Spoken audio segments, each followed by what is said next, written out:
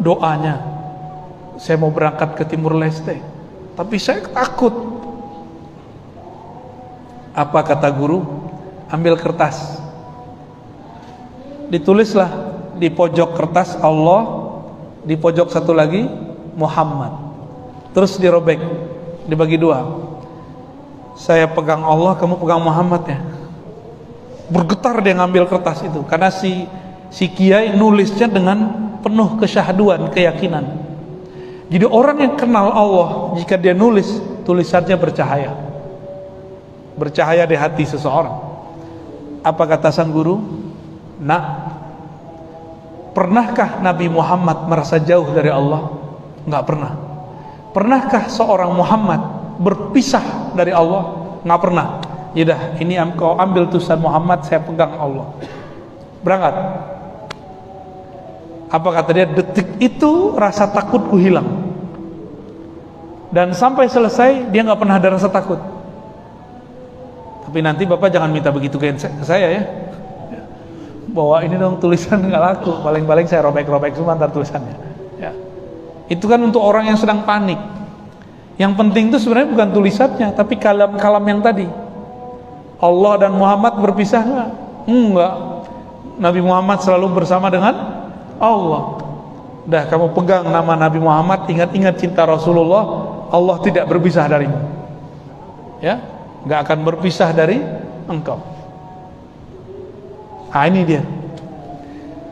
Karena orang ini cuma minta dituliskan doa atau kertas. Pulang dari tugas, kertasnya rusak. Galaunya muncul lagi. Tulis-tulis sendiri nggak ada efeknya, Pak. Tulis Allah, Muhammad bawa, nggak ada efeknya. Ya, karena dia kurang yakin kepada Allah Subhanahu wa Ta'ala. Kok bisa tulisan seorang guru berkesan di hati murid? Ternyata gurunya seorang kekasih Allah. Kalau pimpinan punya orang kepercayaan, terus orang kepercayaannya bikin surat, turun ke bawah, didengar orang kan? Ya, yang penting ada stempelnya, stempel dari pimpinan. Kalau di dunia zahir begitu, maka di alam rohani juga sama. Ini wali dapat stempel kewalian dari Rasulullah, terus nulis nama Nabi Muhammad, maka setan gak ada yang berani deket. Nah, ini ilustrasinya ya. Kita lanjut ayatnya, ayat 25. Tu'ti ukulaha kulla hinin bi'izni rabbiha wa yadribullahu al-amthala lin-nasi la'allahum yatadhakkarun. Akar kalau dia subur, jika itu pohon rambutan, maka dia akan berbuah selalu. Pohon kurma dia berbuah selalu. Sudah lihat pohon rambutan tapi nggak berbuah? Mau kita apain, Pak? Tebang aja kan? Kira-kira begitu. Sama halnya, punya badan, punya kolbu, punya pikiran, tapi tidak punya akar tauhid, itu bisa ditebas-tebas banyak orang. Inilah yang membuat banyak orang kalah dalam menghadapi dunianya. Kalah secara mental. Itu akibat akarnya nggak kuat. Lalu ujung ayat ini mengatakan, pangkal ayat ini, tu'ti ukulaha kullahin. Kalau pohon sudah subur, maka dia berbuah teratur, bahkan setiap masa dengan izin Allah Subhanahu wa Ta'ala. Maksudnya apa? Jika kalimat tauhid sudah berdiri di dalam diri kita, sudah tertanam, tertancap, maka buah kalimah muncul dalam mulut. Kalau dia berbicara, pembicaraannya menenangkan kolbu. Jika dia berkalam, kalamnya tidak sombong. Jika dia memandang, tidak ada pandangan keangkuhan. Itu. Kalau dia bekerja dengan tim yang baik. Dia bukan meminta sesuatu dari orang, justru dia mengeluarkan buah-buahnya untuk diberikan kepada orang. Itu pohon-pohon kan gak pernah nuntut kita, Pak, tapi dia mengeluarkan buah terus, karena di bawahnya akarnya bagus. Maka prajurit yang oke, rohaninya bagus, kolbunya bening, itu pasti kerjanya tulus kepada Allah Subhanahu wa ta'ala. Ya, gampang dikatakan sih ya. Coba aja sendiri Pak. Begitulah Allah membuat perumpamaan bagi manusia ya. Nah, kalau dibalik gimana? Jika akarnya buruk, rantingnya, buahnya, daunnya nggak bagus. Jadi orang yang emang udah rusak di dalam, mau ditaruh di mana aja nggak ngefek. Orang ini rantingnya harus dipangkas dulu, terus itu akarnya dikasih pupuk yang cocok. Maka orang-orang yang nggak beres jangan dikasih jabatan dulu, tambah nggak beres. Ya, disekolahin dulu jiwanya, mentalnya, biar di dalam kolbunya itu ada tatanan yang bagus. Gitu. Kalau enggak nanti gimana? Dia nanti akan menyalahkan benalu. Dia akan menyalahkan hama. Ketika dia tidak buah, dia salahkan. Kemudian ini tanah tidak subur, enggak sportif. Ini ciri-ciri orang yang akarnya tidak kuat, maka dia akan mencari kambing hitam. Ya, udah punya kawan begitu? Ada ya? Yang kelompok pertama punya juga? Ada ya? Jenis kedua ada nggak? Kalau kerja tim gagal, pasti dia nyari kambing hitam. Bener? Negara kita kan lagi begitu Pak. Kalau debat nih BNPT, Mapolri, TNI, itu saling nyala-nyalain kok masalah keamanan. Kata BNPT, Densus, kata Densus, BNPT itu seminar-seminar mulu. Kata TNI, ngurusin di Papua aja nggak beres. Kita aja yang maju kan gitu. Ya, nanti kalau begitu nggak beres, tengkar mulu. Masyarakat kan bingung. Kita mau bela yang mana nih? Kita pro yang mana? Padahal sama-sama NKRI. Nah, seharusnya akar mereka kuat, bukan saling nyalah-nyalahin gitu. Ya. Nah, di sini disebutkan kalau akarnya kurang bagus, maka hasilnya pun tidak bagus, dia tidak lama bertahan di muka bumi. Orang-orang begitu nggak lama tahan dimanapun. Ya. Lalu di ayat 27, yusabbitullahu alladhina amanu. Allah mensubutkan, menetapkan, meneguhkan, menguatkan, menyuburkan orang-orang beriman dengan al-qaulis sabit, kata-kata yang kuat. Apa kata-kata yang kuat? Kata-kata yang berisikan tauhid kepada Allah Subhanahu wa ta'ala ya. Fil hayati dunya, baik di dunia ataupun di fil akhirah, di akhirat. Nanti kalau masuk kubur ditanya pangkat nggak? Masuk kubur ditanya pangkat nggak? Udah pasti enggak. Dokter aja nggak ditanya Pak. Hafiz Qurannya nggak ditanya. Bapak sholat tadi nggak ditanya. Awal pertanyaannya apa? Man rabbuka? Kamu punya Tuhan siapa yang kamu sembah? Itu pertanyaan pertama. Seharusnya kita hidup itu mempersiapkan untuk arah sana. Nanti saya mau jawab apa nih kalau masuk ke alam kubur, itu seharusnya. Ya. Jika kita sudah dapat ilmu zikir di dunia, ilmu tauhid di dunia, nanti badan mati Pak. Badan ini kan cuma kendaraan. Badan berpulang ke tanah, ruh kita tetap melanjutkan perjalanan. Jika di dunia sudah dapat kalimah la ilaha illallah, masuk ke alam akhirat kalimah itu nggak kebawa ke dalam kubur, ke tanah, dia terus. Itulah nanti yang bisa menjawab pertanyaan dari para malaikat Munkar dan Nakir. Oleh saya berdoa semoga pilar-pilar negara ini betul-betul kenal Allah Subhanahu wa ta'ala dan menjadikan qaulus sabit ya, kalimah thayyibah la ilaha illallah menjadi makanan hariannya ya. Jadikan wirid, dibaca di kolbu. Ada hadis qudsi, la ilaha illallah hisni, la ilaha illallah itu bentengku. Tapi ini benteng, bukan benteng tembok. Ini benteng dari virus-virus selain Allah. Maka siapa yang sering menanam kalimat tauhid la ilaha illallah dengan teknik yang benar, sama seperti orang lagi perang, dia membuat penghalang benteng yang sangat tangguh, yang sangat kokoh. Saya sering mencontohkan teman-teman kita yang rajin sholat itu ketika pandemi, was-was juga nggak? Ya, yang paling lucu, prajurit kok sama pandemi was-was. Gimana mau ketemu musuh fisik? Ya, kita sih waspada, iya, was-was nggak boleh. Paling kalau udah kena, Pak. Bapak ini kalau kena diisolasi, isolasinya di tempat di ruangan sendiri, wah ya salam. Kalau tidak pernah tertancap kalimat Allah di dalam kalbu, siap-siap stres. Meninggalnya bukan karena covidnya, tapi karena stres.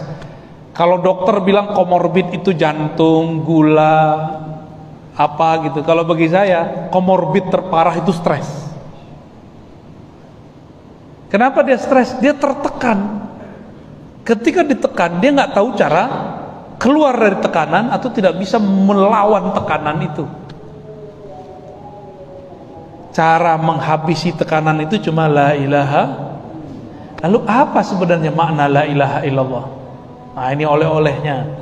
Tapi talqinnya belum, Pak, ya, nanti. Talqinnya harus betul-betul diminta dari hati. La ilaha illallah itu maknanya banyak. Pertama, tiada yang berhak disembah kecuali Allah. Itu makna pertama.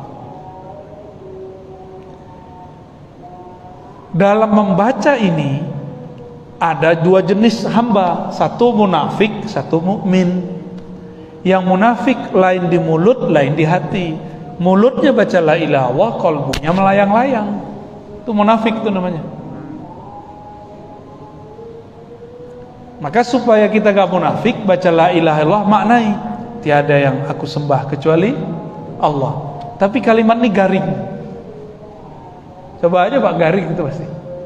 Rasanya tuh nggak ada. Nah, ada yang sudah ada punya rasa. Itu lafaz kedua. Nah, dua makna aja. La ilaha illallah berarti la fa'ilah Allah.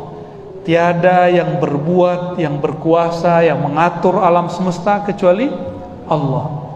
Saya sering mengilustrasikan, Bapak ini kan dulu waktu awal masuk kan badannya keren-keren, Pak, ya. Sekarang masih ada yang keren sih, keren dengan perut kelebihan, ya. Bisa nahan nggak Pak perut maju gitu? Nggak bisa kita. Dulu Bapak masuk nggak ada uban, sekarang udah ada uban kan? Bisa nggak nahan satu rambut nggak tumbuh, uban nggak tumbuh, bisa nggak?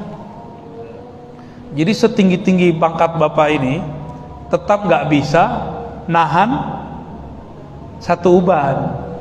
Terus kita hebatnya apa dong? Apa hebatnya kita kalau satu uban pun nggak bisa nahan? Ini jidatnya kan udah mulai keriput-keriput nih, nggak bisa nahan kan Pak? Itu memang sudah ketentuan Allah Subhanahu Wa Taala. Jadi hebatnya kita apa gitu? Nah, inilah makna la ilaha illallah. Tiada yang menumbuhkan satu rambut, yang mengatur semua di dalam badanku kecuali hanya Allah. Bahwa itu, rasakan itu. Nah, untuk latihan awal-awal ini oleh-oleh Pak. Coba amalkan pagi 100, sore 100 ya. Kalau sudah ditalkin nanti polanya beda lagi. Talkin zikir, bimbingan zikir, nanti polanya beda lagi. Tapi saya berharap setiap kita ini punya pegangan. Latihan la ilaha illallah tiap pagi sama sore. Pagi sore aja rajin. Kok bisa kerja rajin tapi zikir gak rajin? Saya mau tanya nih Pak, ini pertanyaan terakhir nih ya, sebelum kita kalau ada tanya jawab. Kalau orang kerja tapi gak masuk-masuk, gak melaksanakan tugasnya, gajinya dipotong gak? Bisa-bisa dipecat, benar gak? Allah kasih tugas, tugasmu menyembahku, berzikir kepadaku. Kita pengen dapat hasil dari zikir, tapi tidak pernah konsisten berzikir. Nanti ada hasilnya nggak? Kita supaya dapat gaji, kita berangkat pagi pulang sore. Kenapa? Untuk mendapatkan rahasia kalimat Allah, tidak pernah melakukan mulai dari pagi sampai sore. Tidak pernah kan? Saya yakin nih belum ada di antara kita kecuali 1-2 orang yang belajar latihan zikir dari pagi sampai sore nggak berhenti-berhenti. Belum ada, mungkin 1-2 aja, dan itu susah ya. Apalagi bapak ini alasannya kan tugas. Emang kita nggak tugas? Semua kita kan tugas, Pak. Beda-beda tempat aja. Sibuk, kita semua sibuk. Nggak sibuk dengan orang, sibuk sama diri sendiri. Nggak sibuk dengan sehat, sibuk dengan sakitnya sendiri. Kita semua sibuk kok. Allah ngomong, ya allazina amanu zkurullaha zikran katsira. Hai orang beriman, zikir banyak-banyak. Di depan saya beriman semua nih. Beriman. Berapa zikir terbanyak yang pernah Bapak baca? Sekali duduk 100. Minimalis Pak ya. Kalau zikir paket ekonomi, kalau gaji maunya paket apa? Terus gimana mau dapat kematangan rohani? Bagaimana caranya? Orang cuma zikir, paling lama duduk 3-3 udah pikir, aduh, udah 3-3 nih, kapan nyampe 100 nih ya. Coba Bapak kerja digituin. Bapak kerja nih, ada atasan. Kita kerja, wah kapan selesainya nih? Diapain Pak biasanya kalau ada bawahan begitu? Suruh push up ya? Dibentak-bentak paling. Allah kan gak suka bentak. Allah itu penyayang, pengasih. Dimaklumi sama Allah, ditunggu kapan kamu punya waktu. Maka karena Bapak Ibu ini sibuk, coba kalau zikir dimulai dari yang dikit-dikit. Tapi tenang, di akhir zaman ini ada zikir dibaca sekali tapi sama kayak sepenuh bumi. Dibaca sekali sama kayak selangit dan bumi. Tapi harus mengerti dulu rahasianya, baru bisa dapat rahasia itu. Ya. Dengan demikian, saya berharap meminta kepada Allah semoga saya dan kita semua termasuk hamba beriman yang banyak berzikir. Ciri munafik cuma satu, yang paling jelas, la yazkurunallaha illa qalila. Tidak zikir kecuali sedikit. Maka kebalikannya ciri orang beriman, dia zikir tapi banyak, gitu, ya. Barangkali itu Pak, ada yang mau didiskusikan, tanya jawab, apa cukup? Oke. Salam. Kita diperintahkan untuk memperbaiki iman dengan banyak kalimat la ilaha illallah. Yang pertama, kemudian yang kedua, implementasi apa? Katakanlah kita berbuat apa yang kita bisa menguatkan kalimat la ilaha illallah dalam diri kita. La ilaha illallah ini kan keluarnya dari qalbu Rasul, ditransfer ke sahabat lewat lisan.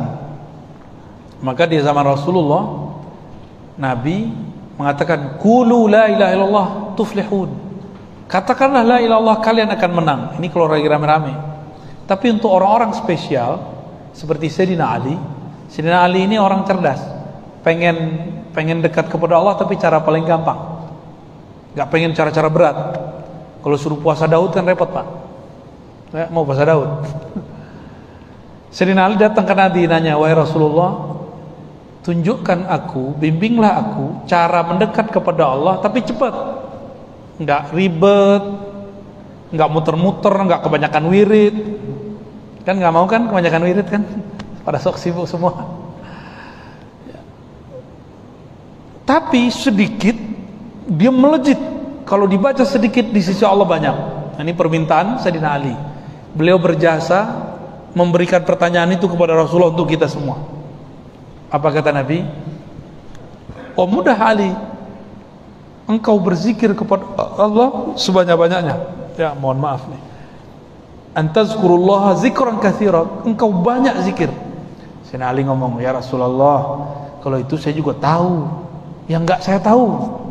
Jadi sahabat-sahabat ini kadang-kadang memang ngeyel juga kalau minta ke Rasul ya. Sesekali kita boleh gitu sama guru. Kalau itu saya udah tahu Pak Kiai, yang Pak Kiai punya gitu, yang Pak Kiai pakai gitu. Kata Sayyidina Ali, yang lebih aplikatif wahai Rasulullah. Nabi diam sejenak lalu manggil, ya Ali sini.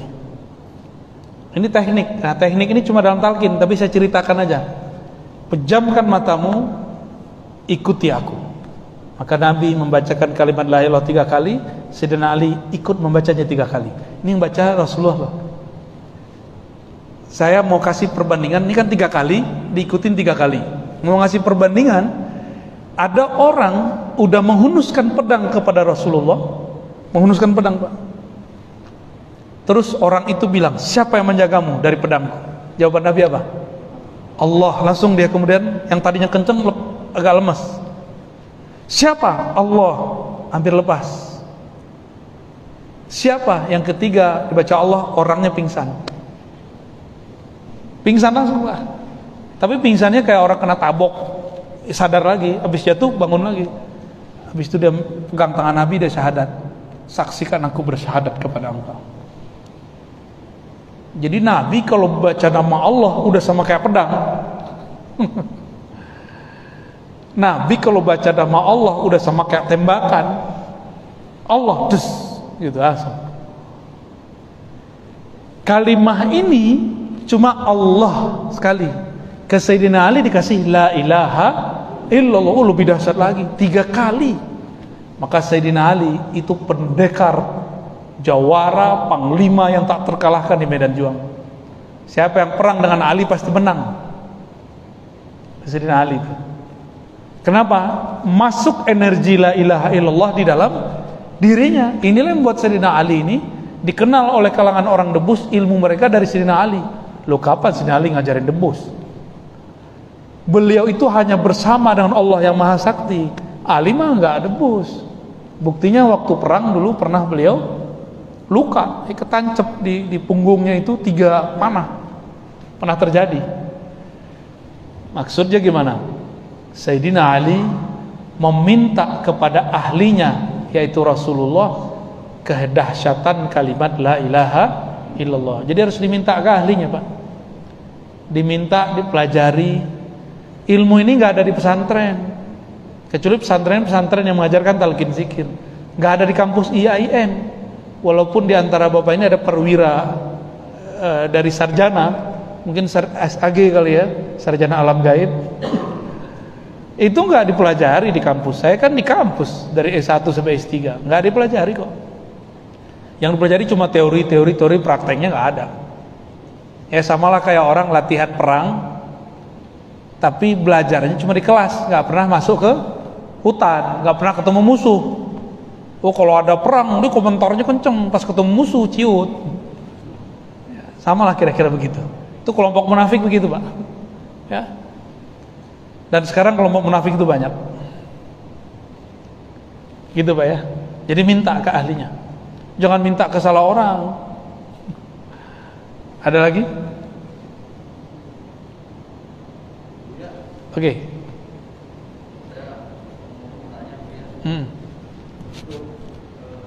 Saya sering di media sosial menyikapi, saya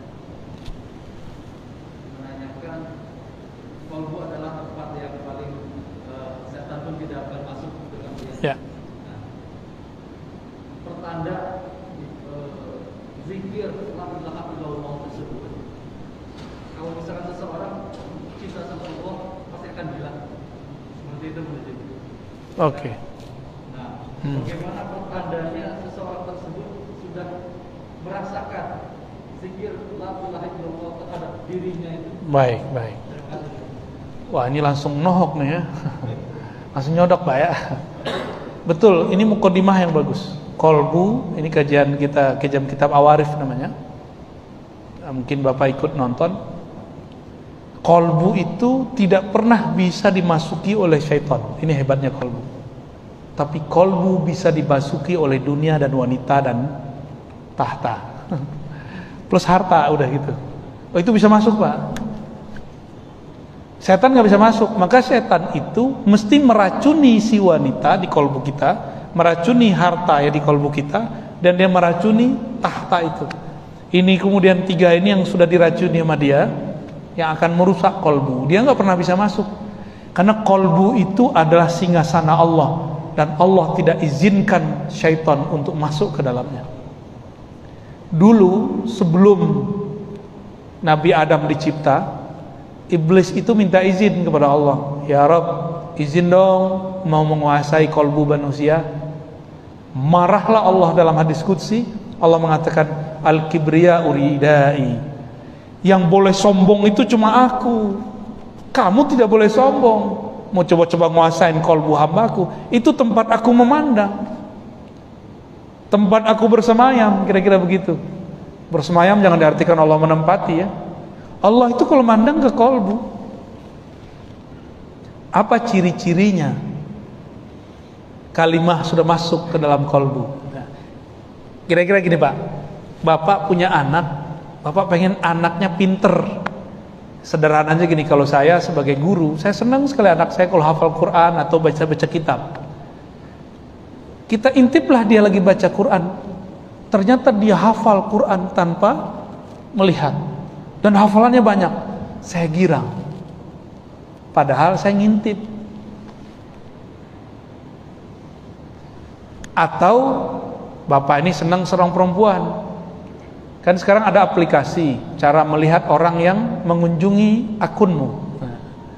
Pas kita cek, wih ada dia, kita senang dia mengakses nama kita, gitu ya. Saya nggak tahu caranya Pak, tapi teman saya bilang itu ada caranya.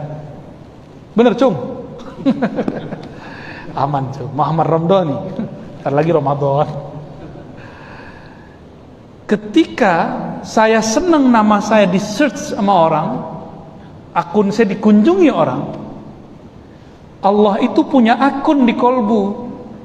Kalau akunnya ini dikunjungi, kita sebut nama Allah di kolbu, Allah senang. Jika Allah senang, kolbunya bergetar Pak. Kalau kolbunya udah bergetar, dia ikut bahagia, senang.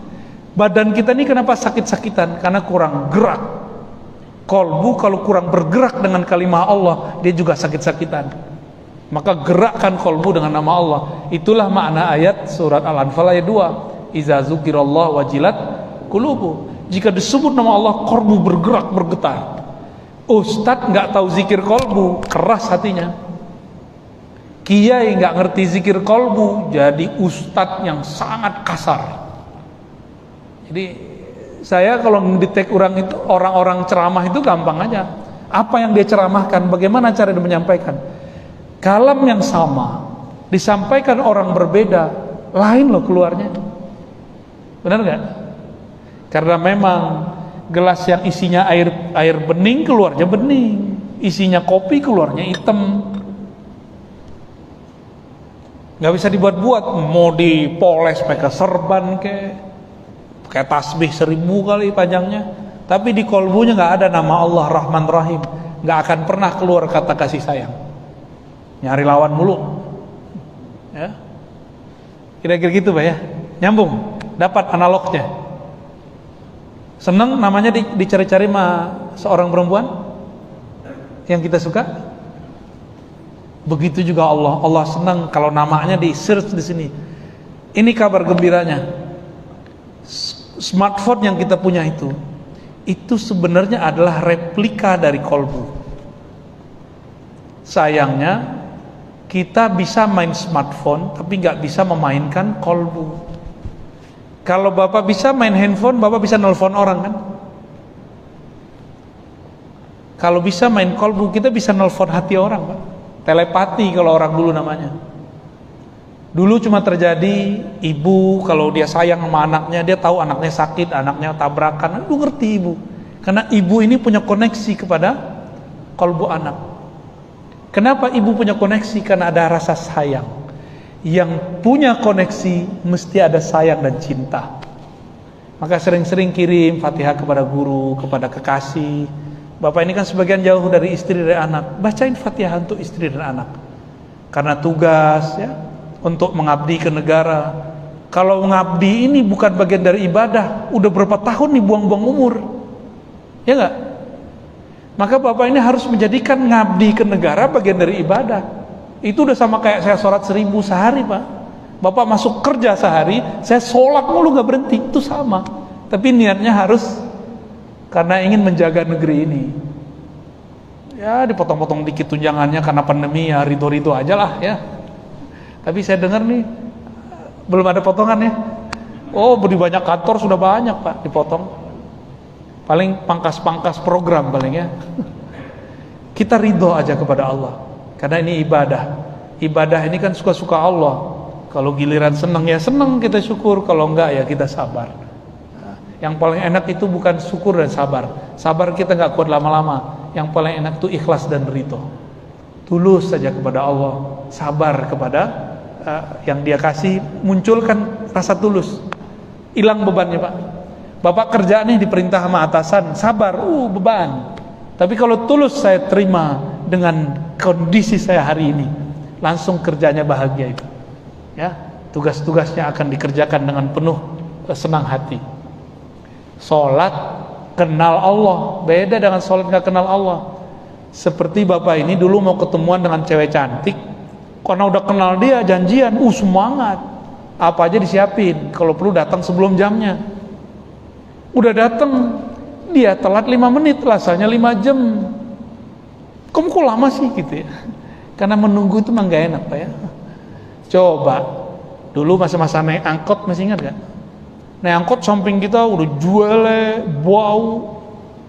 baunya bau minyak orang tua tuh ya, jorok, makan lagi di samping kita. 5 menit di atas angkot rasanya kayak 5 jam. Sama. Maka rasa di dalam itu bergantung kepada cinta. Bapak ini sudah lama bekerja, kalau cinta pasti rasanya sebentar. Kalau enggak ya pengen keluar mulu bawaannya. Ya bener ya, pengen keluar nggak? Baik, kira-kira itu yang dapat saya sampaikan. Semoga ini bermanfaat. Ini terima kasih nih udah disediain, enak, Pak. Semoga pengurus diberkahi oleh Allah, yang hadir dapat ridha Allah Subhanahu wa taala, negeri ini tambah makmur, negeri ini tambah diridhai Allah, keamanan Allah beri untuk negeri ini dan yang mengurusi negeri ini dan rakyatnya semua. Mari kita bacakan surat Al-Fatihah. A'udzubillahi bismillah. Ya, siratal ladzina Assalamualaikum warahmatullahi wabarakatuh.